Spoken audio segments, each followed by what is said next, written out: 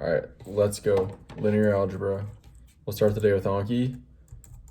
Then we'll grade my answer from yesterday, and we'll do another practice problem. Then we'll recall what I've done, I read about or watched in the proof video yesterday on how to read and do proofs. And then I'll continue the rest of the day watching how to read and do proofs. Okay, no Anki flashcards are due. So the first thing we're gonna do is grade my problem from yesterday. Oops. So that's here.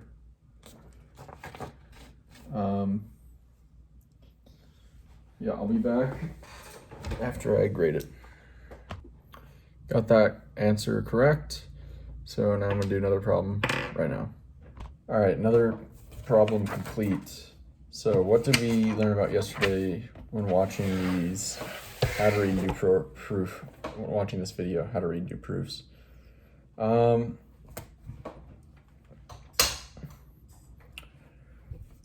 truth tables, the truth of implications. Okay, so the first step in doing proofs, or at least reading proofs, is basically, right, understanding, like reading it. Basically figuring out what the hypothesis and the conclusion are. And there's not always a stated hypothesis. Sometimes there's just no hypothesis other than your previous math knowledge. I think that's it. Oh. So when we're writing implication proofs via implication, like if A then B, we can assume A is true, because if it's not, the proof is true. Because if the hypothesis isn't true, then the whole thing is true. So we can assume that A, the hypothesis, is true. So we just got to prove that B is also true.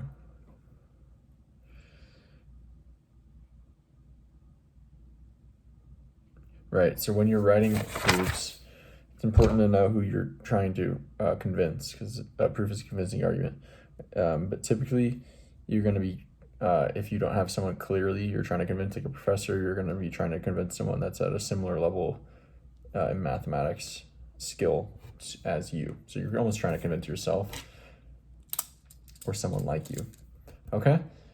So now that we're there, we're going to jump back into the video itself and continue watching. I'm back to recalling a bit. All right, guys, just completed the first video in the series of how to read and do proofs. That's cool. Time flies, I guess. I'm really excited to start doing them. He kind of used an analogy with chess and doing proofs. So the individual moves you can make in chess are analogous to the proof techniques, which we have not learned yet. These following videos will be teaching proof techniques. But the art of doing proofs is knowing what moves to make and when to make them. So yeah, that's everything from that video. It's time to start video number 2.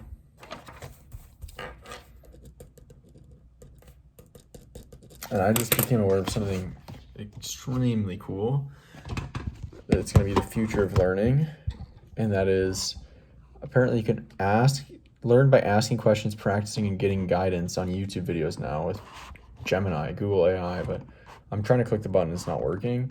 But that's gonna be amazing. Maybe, you know what? Maybe it's because I have these blockers on for YouTube. Maybe if I turn these off for a second. Yep, that's it. Now it's on. Wow. Quiz me. Holy shit. Dude, they have quizzes on YouTube videos now. Are you kidding me? This is amazing. In the context of mathematical proofs, when is the implication of if A, then B considered false? A is true and B is false. That's correct. Holy cow. Yeah. Wow, this is amazing.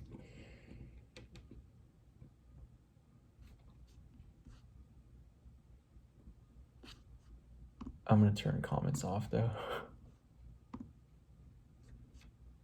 How do I get back to it? Yeah. hide inapt, hide end screen, home, sidebar. Yeah, there we are. This is amazing. A number is even if its square is an even number. In this statement, what is the hypothesis? Bro! Holy cow. This is unbelievable.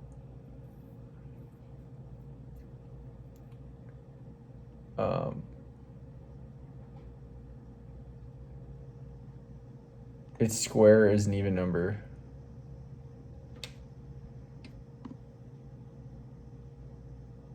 Wow. I guess I'm gonna do one more. This is so cool.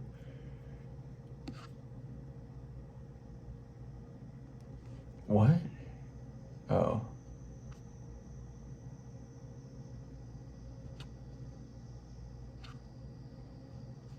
No, I didn't miss it. Would you like? Dude, I already got this one, so we're already seeing errors on Google Gemini here.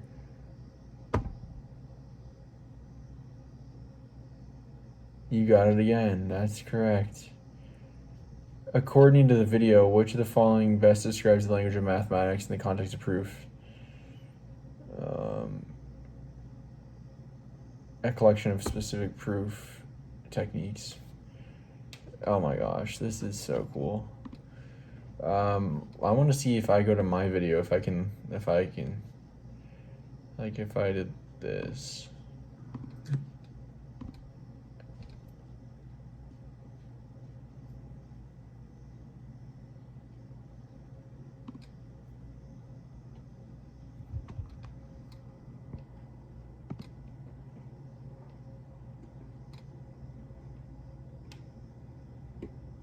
I'm getting a little sidetracked, but this is crazy.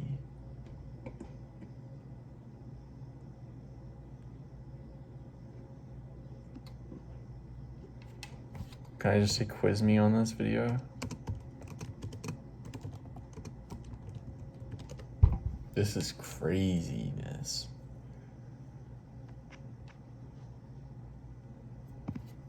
One question at a time. Dude, my mind is blown. What is interleave practice as described in the video?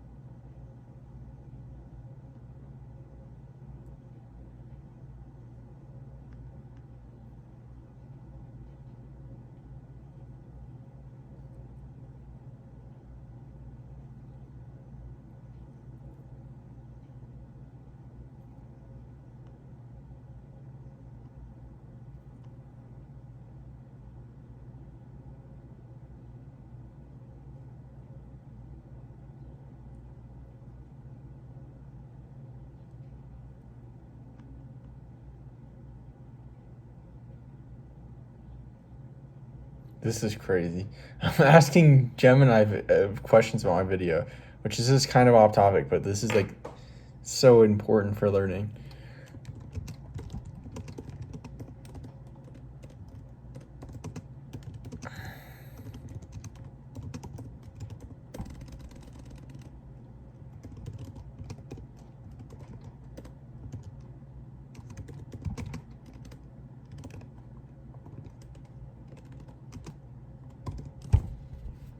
I'm asking Gemini how do you rate my learning system out of 100? Based on the learning strategies demonstrated and discussed in the video, I would rate the speaker's learning system very highly, likely in the 90 to 95 out of 100 range.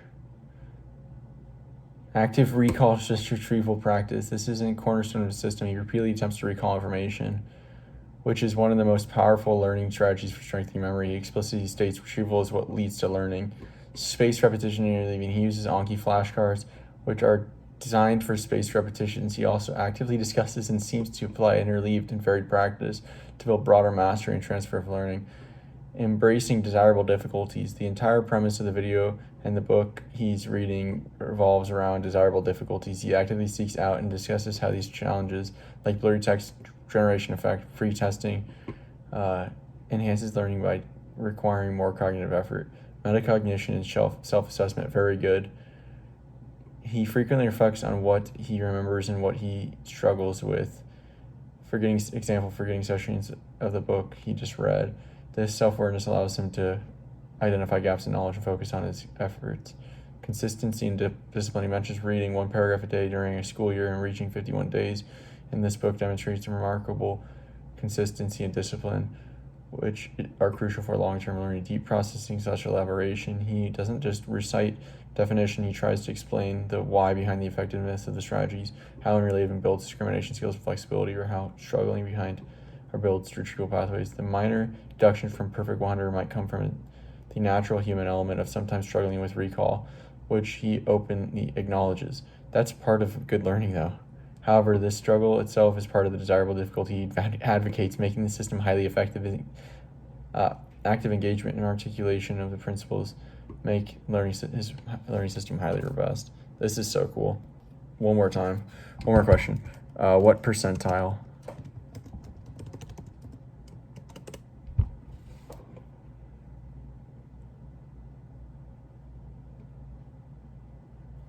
'95th percentile or higher.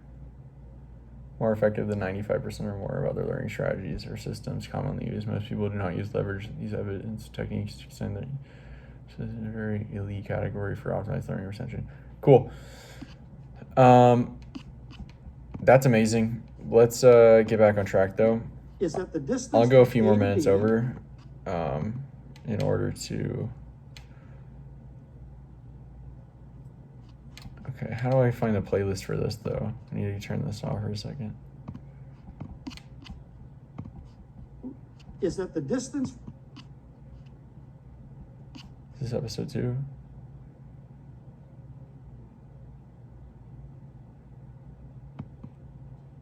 Welcome to lecture 2. Okay, this one's 40 minutes long. I'll go ahead and watch this for 5 minutes, considering that I just spent like 5 minutes wasted on marveling over the latest features of Google and YouTube and how that can really that's amazing how it's going to revolutionize learning, at least for me. What am I searching for? Oh, that's right. Here we go. All right, I'll be back in a few minutes. All right, guys, got distracted with Gemini, with it being integrated into YouTube, but we're back. We finished up to 5 minutes of the second video. So the rest of these videos in the series are going to be all about proof techniques. The first technique in this video is about one technique known as the forward-backward technique. And there's 2 processes. Well, first of all, this is the most important proof technique to learn because all other proof techniques can be described in terms of the forward-backward process or method. And there's 2 steps in the forward-backward method. The first step is the forward method. First process is the forward method, and this is where you're creating more true statements from the hypothesis, since we're assuming A is true. And then we just started to learn about the backward method, but I didn't learn much about it. So that's it for today. I will talk to you guys later. See ya.